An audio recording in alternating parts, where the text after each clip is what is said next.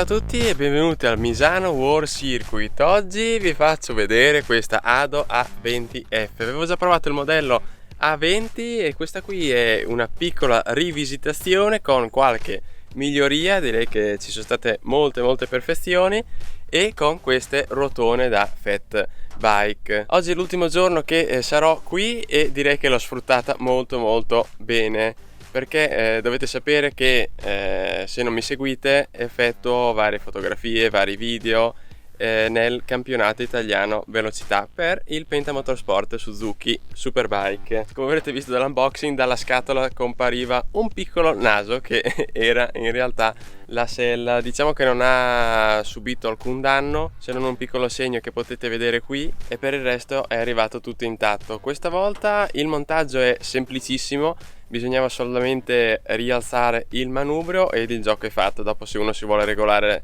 le varie leve del freno e quant'altro, dopo è libero di farlo. Nella confezione di vendita, oltre all'alimentatore, è presente il supporto per lo smartphone, che non mi piace particolarmente, quindi non l'ho montato per questo evento. E poi vi dico già un problemuccio riscontrato subito. Insomma, dopo 20 km il pedale sinistro iniziava un po' a ballare. Insomma, ho riscontrato questo problema, ho detto ma come mai? Quindi ieri con i meccanici, quindi ero sicuramente in buone mani, abbiamo smontato il pedale e abbiamo riscontrato che si era già usurata la sede, cioè dopo 20 km, ma neanche fatto il rodaggio. Quindi cosa abbiamo fatto? Abbiamo messo un pochino di nastro adesivo così da aumentare leggermente lo spessore e poi rincastrato il pedale, e adesso direi che funziona perfettamente. Questo qui è un problemuccio che non deve assolutamente succedere dopo 20 km di utilizzo. Come il precedente modello, anche questa A20F c'è sempre il controllo di velocità con 3 step, anzi c'è la 0 che toglie completamente gli aiuti. Ok, adesso sto facendo molta fatica. 1 assiste la pedalata, poi il 2 e il 3 si può solamente controllare dal manettino qui a polso. Poi come sempre ci sono i fanali e il clacson qua sotto. In questo piccolo scatolotto qua si nasconde la porta USB per poter ricaricare lo smartphone. Qui a destra troviamo il cambio Shimano a 7 rapporti. Stavo cadendo e ho suonato il clacson. Non ho riscontrato nessun problema, direi cambiata perfetta, bella scattante, e tra una marcia e l'altra entrano tutte senza problemi. Direi che per ora non ho riscontrato altri problemi. Ho inserito il mio classico lucchetto qui dietro, così non è nei piedi e sempre comodo andare a bloccare la bicicletta.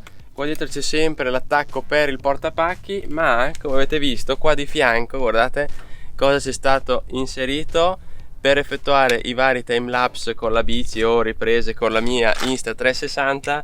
Ci avevo messo un supportino qui di fianco, così da fare un po' gli sboroni. Insomma, mi guardavano tutti con quest'asta qua dietro, è venuto fuori un video fighissimo. Adesso inizia il turno di warm up di domenica e vado a prepararmi, poi dopo per i dettagli ci rivediamo a casa.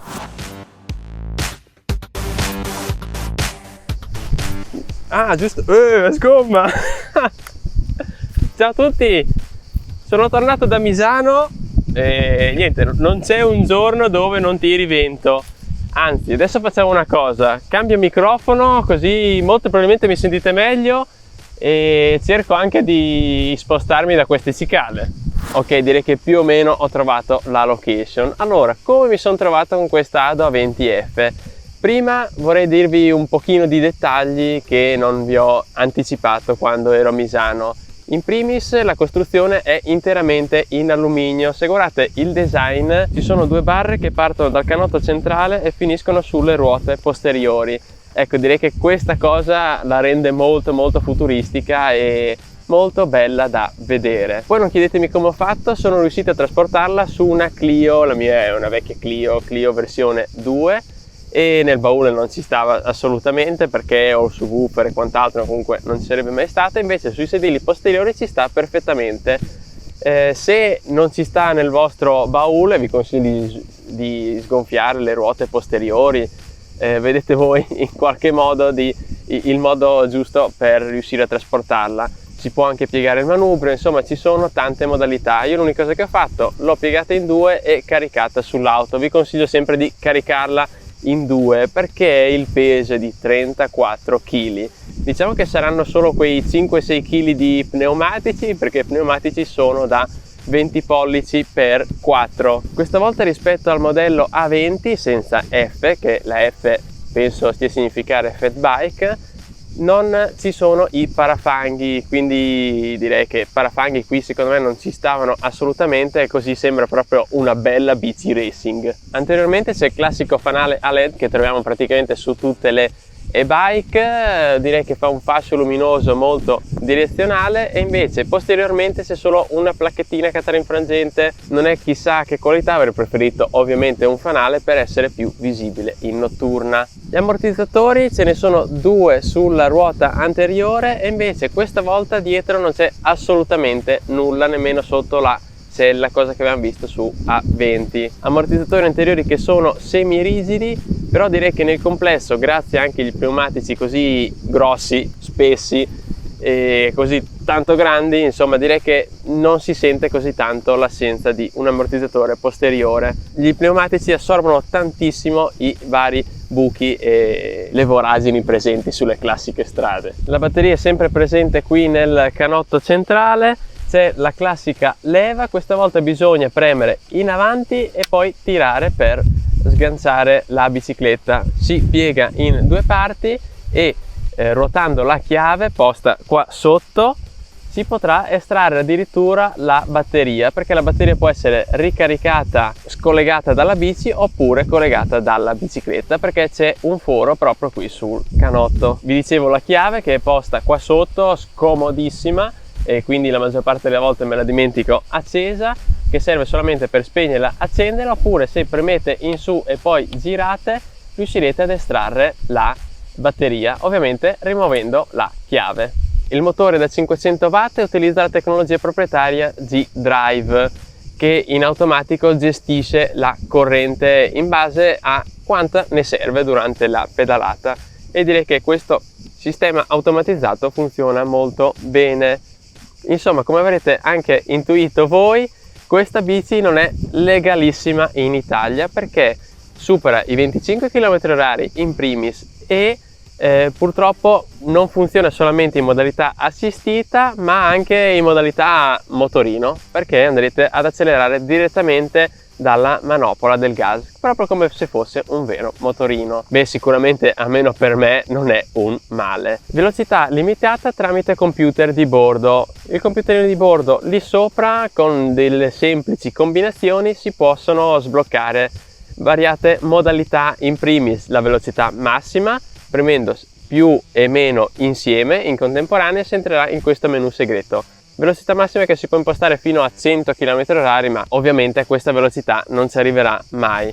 Poi ci sono altre impostazioni come l'avvio dal manettino senza dare la pedalata, scegliere quanta potenza erogare durante la pedalata nella modalità 1. Ci sono varie impostazioni che vi lascio nell'articolo, tutto spiegato funzione per funzione in inglese, ma direi che è molto semplice e basilare.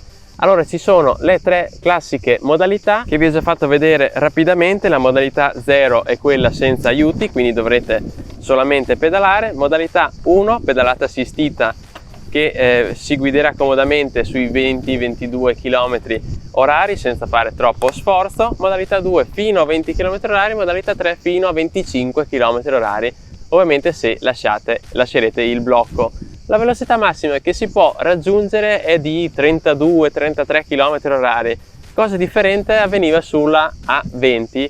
Sulla A20 aveva i copertoni standard tradizionali, si arrivava anche ai 38 km/h, quindi questo è l'unico pegno di avere questi pneumatici così larghi. Poi sul display le funzioni disponibili sono le classiche, come la batteria residua, il voltaggio della batteria, i chilometri totali, i chilometri parziali, un piccolo computerino dove potrete vedere tutte le informazioni della bici. Comunque questi pneumatici aiutano tantissimo, non c'è più bisogno di evitare buche, non c'è bisogno di pensare all'asfalto, insomma non si guarda in terra ma si può guardare anche in alto, perché si può andare proprio ovunque. Ovvio, non parliamo di una mountain bike che potete andare a fare downhill o qualsiasi cosa, ma direi che affronta qualsiasi cosa, tra salite ripidissime. Anzi, vi dico un aneddoto: poco fa sono andato a far spesa, ecco, sono tornato a casa, avevo lo sportone pieno, pesante, ho un pochino di salita per entrare nella mia abitazione, quindi ho aperto il cancello, non riuscivo a dare la pedalata perché avevo la marcia sesta, quinta o sesta marcia. Insomma, cosa ho fatto? Ho messo modalità 3, accelerato col manettino e via che sono entrato in casa. Comodissimo, assolutamente comodo. Non sarà illegale, ma non dico altro. Non sarà legale? Cosa ho detto? Illegale? Vabbè, avete capito. Solitamente non uso quasi mai il manettino, almeno un minimo di pedalata ci deve essere, altrimenti non è più una bicicletta. E nella modalità 1 voi andate tranquillamente a 20 km/h, date un piccolo colpettino di pedalata e alla fine vi sembrerà di volare, si va senza problemi. Più o meno si riusciranno ad effettuare una 60-70 km in modalità 1, quindi solamente assistita. Invece se lo usate come motorino o monopattino, 30-35 km, dipende sempre da che velocità fate e quanti spegni, accendi, accelera, frena. Insomma, direi che più o meno ho constatato che effettua sui 35 km massimi con una carica. Non è male. Se invece la utilizzate proprio come ho fatto io a Misano, assolutamente comodo, è una comodità assurda questa bicicletta, perché dovete sapere che le strade non sono così ben asfaltate, quelle esterne, quelle d'emergenza dove solitamente girano i fotografi, e utilizzato in modalità mista, quindi quando c'era bisogno nelle salite usavo l'acceleratore oppure pedalavo normalmente. Direi che quei 50 km li fa senza problemi. Non è rumorosa, non genera nessun scricchiolio, anche perché non ci... c'è un'ape? Via! Stavo dicendo, non genera nessun scricchiolio, anche perché qui non ci sono i parafanghi. Solitamente era il parafango che, muovendosi un pochino, iniziava a generare quei rumori di plastica. Qui non fa nessun rumore, a parte ovviamente le gomme da fat bike, fa molto attrito per terra e fa questo rumore sembra quasi di avere una Jeep. Infine mi ero dimenticato di dirvi quanto impiega per una ricarica completa. Ci mette sulle 6 ore circa con l'alimentatore proprietario e vi comparirà un piccolo LED proprio sull'alimentatore. Arrivando alle conclusioni, è una bici fantastica, assolutamente fantastica. Ho controllato un po' i vari store, chiamiamoli cinesi, anche se non mi piace chiamarli così. Questa bici è acquistabile su Geekbuying, penso si pronunci in questa maniera, a 806 euro proprio in questo momento. Ci ho guardato un'oretta fa, e se dovesse avere qualche sconto, mi raccomando, qua sotto in descrizione lo andrò ad aggiungere, oppure nell'articolo. Seguitemi anche sui social per tutte le varie promozioni. Direi che è un prezzo onesto e in linea con i prezzi di mercato. Direi che più o meno questi sono i costi delle classiche e-bike. Unica cosa, l'unica magagna, come dico io, che ho riscontrato, che vi avevo già anticipato, è stata proprio del pedale. Io ci ho effettuato altri 60 km circa dopo aver sistemato il pedale e ora non ho più quel problema del pedale ballerino. Direi che sono più che soddisfatto dall'uso in campagna come in questo momento, dall'uso cittadino, dall'uso proprio a fare la spesa che ho fatto poco fa. Si può utilizzare proprio ovunque.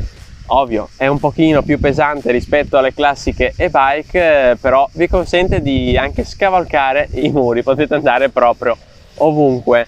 Mi ero anche dimenticato di dirvi che acquistando sullo store citato poco fa proviene la bici dai magazzini europei, quindi vi arriverà in una settimana circa, non c'è il rischio di dogana e quant'altro, sempre se non vi arriva come mi è arrivata a me, con la sella che spuntava un pochino, però direi che non ha subito alcun danno. Per qualsiasi informazione contattatemi qua sotto, scrivete qui sotto nei commenti e alla prossima su Winblog. Anzi, mi ero dimenticato una cosa, forse mi arriva anche il controller nuovo da inserire sulla bici, un nuovo controller che andranno ad inserire su quasi tutte le loro nuove e-bike. quindi vi farò sapere come andrà e se migliorerà questa Ado A20F, così vi faccio sapere a lungo andare come mi sto trovando.